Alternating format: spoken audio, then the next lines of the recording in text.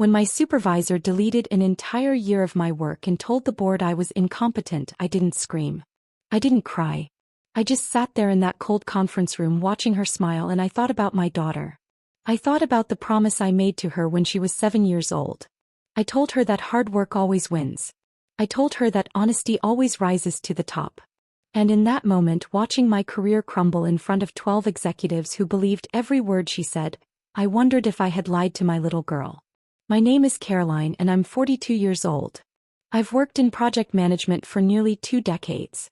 I'm not the loudest person in the room. I've never been the one who fights for attention or throws elbows to get ahead. I do my work. I do it well.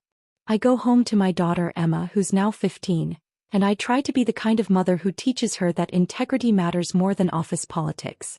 But on that Tuesday morning in March, I learned that integrity doesn't always protect you. Sometimes the people above you can erase you with a single click and a well-rehearsed lie. I had been working on the Bellstone account for 13 months. Bellstone was a massive client, the kind that could define a company's entire fiscal year. They were expanding into 4 new markets, and our firm, Peterson and Gray, had been chosen to manage the entire operational transition. It was complex, exhausting, and honestly, it was the proudest I'd ever been of my work. I had coordinated with teams across 3 continents. I had built spreadsheets that mapped every single cost variable, every timeline, every risk factor. I had logged hundreds of hours, missed Emma's school plays, skipped dinners, stayed up until 2 in the morning reviewing contracts in languages I had to translate myself. My supervisor's name was Monica Fremont. She was 47, polished, articulate, and ambitious in a way that always made me a little uneasy. She had joined the company about 8 months into my work on Bellstone, brought in from a competitor to oversee our entire division. At first I thought we'd work well together. She complimented my organizational skills. She told me I was thorough. She even said once in front of the team that I was the backbone of the project. I remember blushing. I'm not used to praise. I just wanted to do good work. But over time something shifted. She started asking me to send her copies of everything. Every email. Every update. Every internal note. She said it was for alignment so she could stay in the loop. I didn't think much of it. I sent her everything. I wanted to be a team player. I wanted her to trust me. I didn't realize she was building a duplicate file of my work, labeling it under her own name, positioning herself as the lead while I did the labor. The warning signs were small. A comment here and there in meetings. She'd present one of my ideas and casually say, "We've been working on this," and the "we" always felt just vague enough that people assumed she meant herself. Or she'd take a call with the client and summarize my reports as if they were her own insights. I told myself I was being paranoid. I told myself it didn't matter who got credit as long as the project succeeded. I told myself that good work speaks for itself. I was wrong. The breaking point came 3 weeks before the final presentation to Bellstone's executive board. This was the moment we'd been building toward for over a year. The client was flying in from London. Our CEO Martin Gray was going to be in the room. It was high stakes, high visibility, and potentially career-defining. Monica called me into her office on a Thursday afternoon. She was sitting behind her glass desk, her expression unreadable. She said, "Caroline, I need to talk to you about the Bellstone files." I sat down confused. "Is something wrong?" She tilted her head slightly, the way people do when they're about to deliver bad news but want to seem compassionate. "I've been reviewing the work and honestly I'm concerned. There are gaps. Inconsistencies. Some of the data doesn't align with what the client asked for." I felt my stomach tighten. "What do you mean?" "I've triple-checked everything." She slid a printed document across the desk. It was one of my reports, but it had been altered. Numbers were changed. Sections were missing. I stared at it, my heart pounding. "This isn't what I submitted," I said quietly. She raised an eyebrow. "Caroline, this is the file you sent me last week." "No," I said, shaking my head. "I don't know what this is, but it's not my work."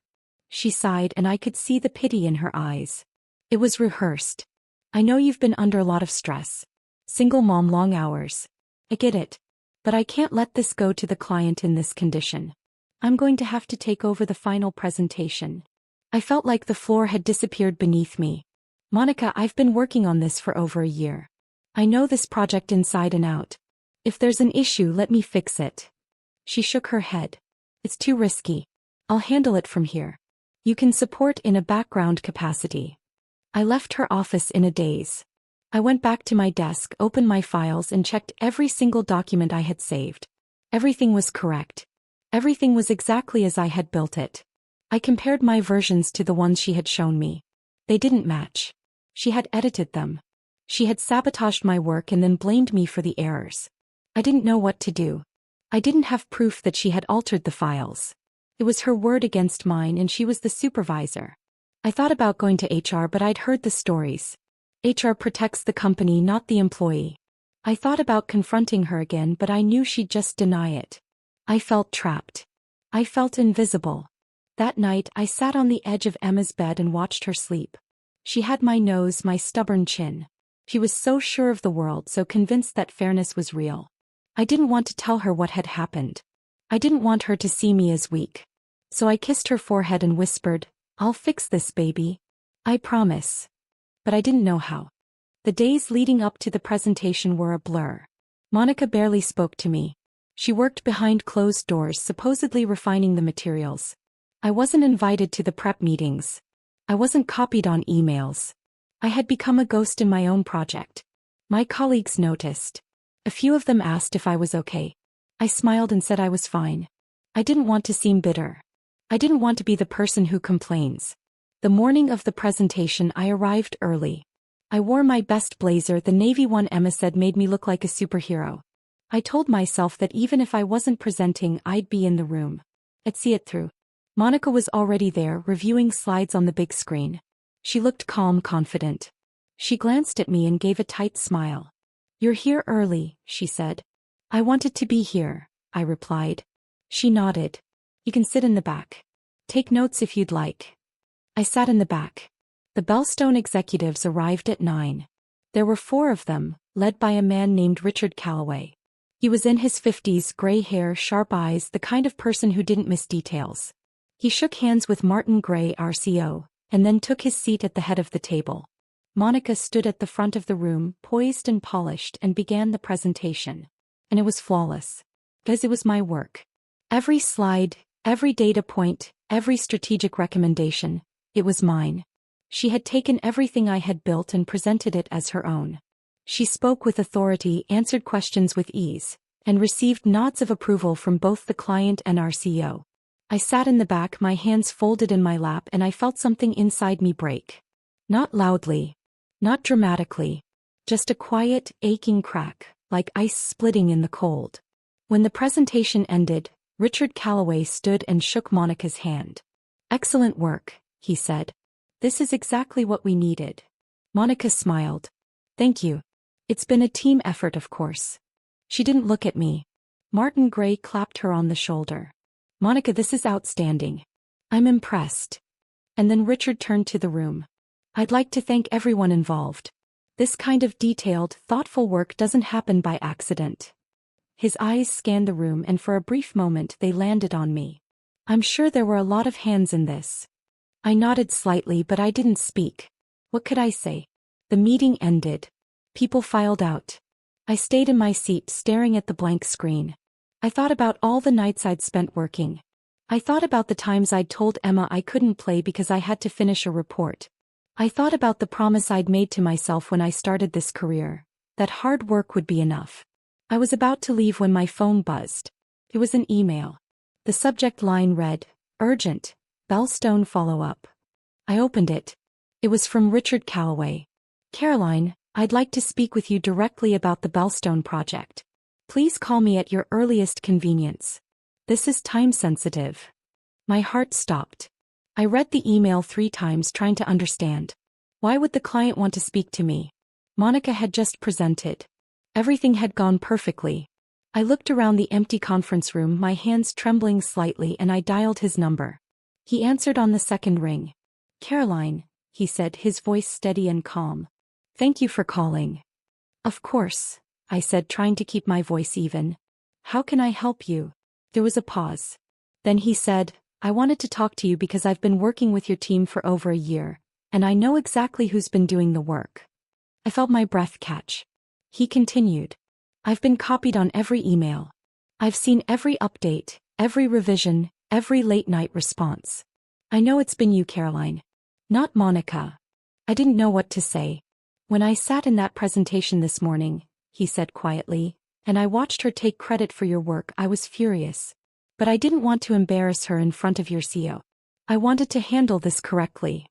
I don't understand, I stammered. I'm calling Martin Gray this afternoon, Richard said. I'm going to tell him that if Peterson and Gray wants to keep the Bellstone account, I need to work directly with you. Not Monica. You. Tears welled up in my eyes. I pressed my hand against my mouth, trying not to cry. You deserve to be recognized, he said. And I'm going to make sure that happens. I managed to whisper, thank you. Don't thank me, he replied. You did the work. I'm just making sure the right person gets the credit. When I hung up, I sat in that empty conference room and I cried. Not out of sadness. Not out of anger. Out of relief. Out of validation. Out of the overwhelming realization that I hadn't been invisible after all. 2 hours later, Martin Gray called me into his office. Monica was already there, sitting stiffly in one of the chairs. Martin's expression was serious, almost grim. He gestured for me to sit. Caroline, he said, I just got off the phone with Richard Calloway. I nodded, my heart pounding. He told me that you've been the primary contact on the Bellstone account from the beginning. He said that every piece of strategic work, every report, every analysis came from you. I glanced at Monica. Her face was pale. Martin looked at her. Monica, is this true? She hesitated. I could see her mind working, searching for a way out. But there was none. I oversaw the project, she said carefully. Caroline did a lot of the groundwork, but I provided direction and leadership. That's not what the client says, Martin replied, his voice hard. He says you've barely been involved. He says Caroline has been running this project solo for 13 months. Monica's jaw tightened. I don't think it's appropriate for a client to dictate internal team roles. It's appropriate when that client is threatening to pull a multi-million-dollar contract unless we make changes, Martin said sharply. The room went silent. Martin turned to me. Caroline, Richard wants you to lead the account going forward. He's requested that Monica be removed from the project entirely. I felt a wave of shock, followed by something I hadn't felt in months. Hope. I'm sorry this happened, Martin said, and I could tell he meant it. I should have been paying closer attention. This is on me as much as anyone. Monica stood abruptly. This is unacceptable. I've been nothing but supportive of Caroline. If she's been complaining behind my back. She hasn't, Martin interrupted. She didn't say a word. The client did. Monica looked at me, and for the first time I saw fear in her eyes. Not regret. Not shame. Just fear of losing her position. She left the office without another word. Martin sighed and leaned back in his chair. Caroline, I'm promoting you to senior project manager, effective immediately. You'll report directly to me. And I'm doubling your salary. I stared at him, unable to process what I was hearing. You've earned this, he said quietly. I'm sorry it took a client calling me to realize it. I nodded, my throat tight. Thank you. That evening I picked Emma up from school and took her out for ice cream. She asked me why I seemed so happy. I told her that something good had happened at work, something I'd been working toward for a long time. Did you get a promotion? She asked, her eyes wide. I did, I said, smiling. He grinned. I knew you would. You always work so hard. I reached across the table and took her hand. Emma, I want you to remember something. Sometimes people will try to take credit for your work. Sometimes they'll try to make you feel small. But the truth always comes out. Maybe not right away. Maybe not the way you expect. But it comes out. She nodded, licking her mint chocolate chip cone. Did someone try to take credit for your work? Yeah, I said softly. But someone else made sure I got recognized. Good, she said. Because you're the best. I laughed, tears stinging my eyes. I love you, kiddo. Love you too, Mom. In the weeks that followed, Monica was quietly reassigned to a different division. I never saw her again. I didn't gloat. I didn't spread rumors. I just focused on my work, on rebuilding the trust of my team, and on making sure the Bellstone account was a success. Richard Calloway became not just a client but a mentor. He taught me how to navigate corporate politics without losing my integrity. He reminded me that quiet competence is a strength, not a weakness. And he told me something I'll never forget. The people who do the real work are always underestimated. Until they're not. I started speaking up more in meetings. I started advocating for myself not aggressively but confidently.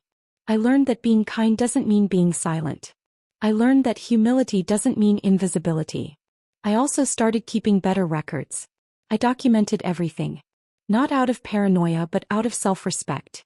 I made sure that my contributions were clear, that my name was attached to my work, and that I wasn't just a ghost in someone else's success story. Emma noticed the change in me.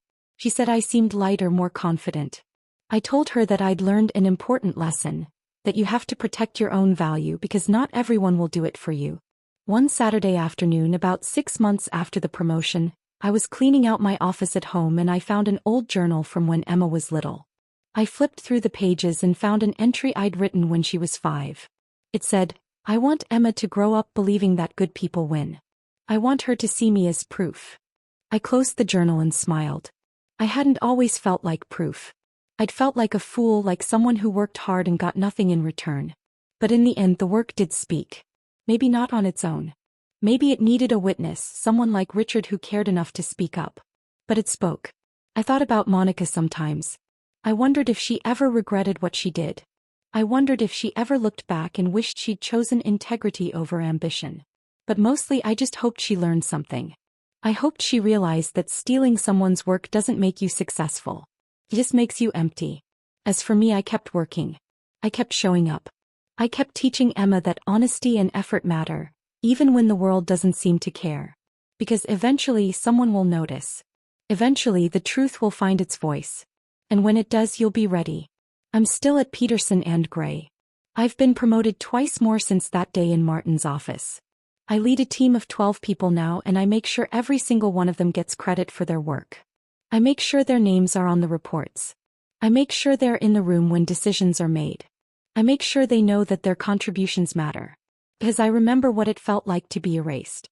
And I never want anyone on my team to feel that way. Emma is 17 now. She's applying to colleges. She wants to study engineering. She's brilliant, determined, and fiercely independent. She's everything I hoped she'd be. And sometimes when she's stressed about school or worried about the future, I tell her the story of the year my supervisor tried to delete me. I tell her how I stayed quiet, how I kept working, how I almost gave up. And then I tell her about the phone call from Richard, about the moment I realized that my work had been seen all along. "What did you learn, Mom?" she asked me once. I thought about it for a long time. Then I said, "I learned that doing good work isn't enough. You have to make sure people know it's yours. Not in a boastful way but in a clear way. You have to own your value." She nodded, taking it in. "And what if someone tries to steal it anyway?" I smiled. "Then you trust that the people who matter will notice. And if they don't, you find new people who will." He hugged me. "I'm proud of you. I'm proud of you too, baby." Looking back now, I don't see that year as the worst time of my life. I see it as the year I learned who I was. I learned that I could survive being underestimated. I learned that I didn't need to be the loudest voice in the room to be heard. I learned that integrity isn't about winning every battle. It's about staying true to yourself even when no one's watching. And I learned that sometimes, the people who try to bury you don't realize they're just planting seeds.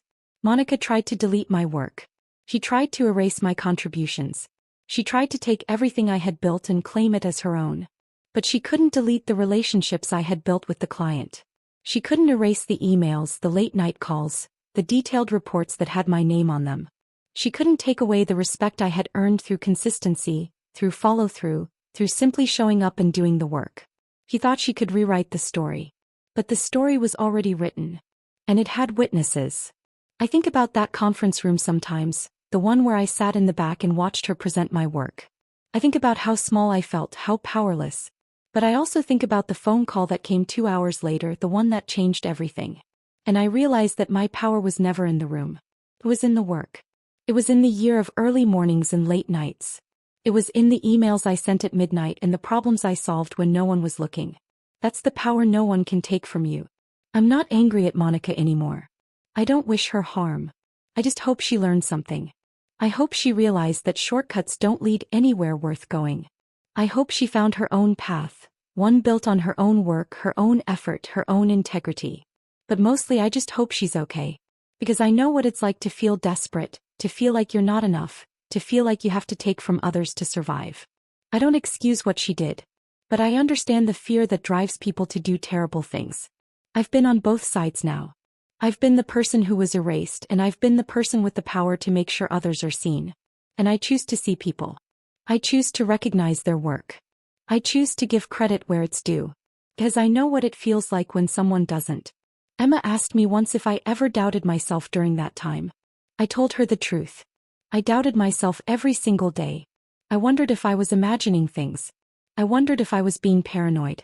I wondered if maybe Monica was right, maybe I wasn't good enough, maybe my work really was flawed. But then I looked at the files. I reviewed my own reports. I read the emails from the client thanking me for my thoroughness. And I realized that the doubt wasn't coming from my work. It was coming from someone else's lies. That was the moment I stopped doubting myself. I tell young women this all the time now when I speak at conferences or mentor new employees. I tell them that self-doubt is often just someone else's voice in your head. I tell them to check their work, to trust their effort, and to stop letting other people's insecurity become their own. I tell them what Richard told me: the people who do the real work are always underestimated. Until they're not. And I tell them that the moment you stop underestimating yourself is the moment everything changes. It's been 4 years since that day in the conference room. 4 years since Monica tried to delete me. 4 years since Richard made a phone call that changed my life. And in those 4 years I've built something I'm proud of. Not just a career. Not just a title. But a reputation. A reputation for honesty, for hard work, for lifting others up instead of tearing them down. People know my name now. Not because I'm loud. Not because I'm ruthless. But because I'm reliable. Because when I say I'll do something, I do it. Because when I commit to a project, I see it through. That's the kind of success that lasts. I'm writing this now because I want people to know that quiet victories are real. I want people to know that you don't have to fight dirty to win. I want people to know that integrity is not a weakness. And I want people to know that even when someone tries to erase you, even when they take your work and claim it as their own, even when they smile in your face and stab you in the back, you can survive. You can rise. You can rebuild. Because the truth is stronger than the lie. And the work, the real work, always speaks. I think about the woman I was 4 years ago sitting in the back of that conference room, feeling invisible and powerless. I wish I could go back and tell her that everything was going to be okay. I wish I could tell her that the phone call was coming. I wish I could tell her to hold on just a little longer. But I can't go back. None of us can. All I can do is move forward. All I can do is keep showing up, keep doing the work, keep believing that honesty matters. And all I can do is teach my daughter the same lesson. Emma is packing for college now. She's nervous, excited, ready to take on the world. She asked me last week what advice I'd give her as she starts this new chapter. I thought about it for a long time. Then I said, do good work. Own your value. And never let anyone convince you that you're less than you are. She smiled. That's it. That's it, I said. Everything else will follow. She hugged me tight. Thanks, Mom. Anytime, baby. As I watched her walk away, I felt a wave of gratitude. Gratitude for the hard year. Gratitude for the betrayal. Gratitude for the pain. Because without it, I wouldn't have learned what I'm made of. I wouldn't have learned that I'm stronger than I thought. I wouldn't have learned that my work matters, that my voice matters, that I matter. And I wouldn't be able to teach my daughter the same. So if you're reading this and you've ever felt invisible, ever felt erased, ever felt like your work didn't matter, I want you to know something. It does. You do. And one day someone will notice. Maybe it'll be a client. Maybe it'll be a colleague.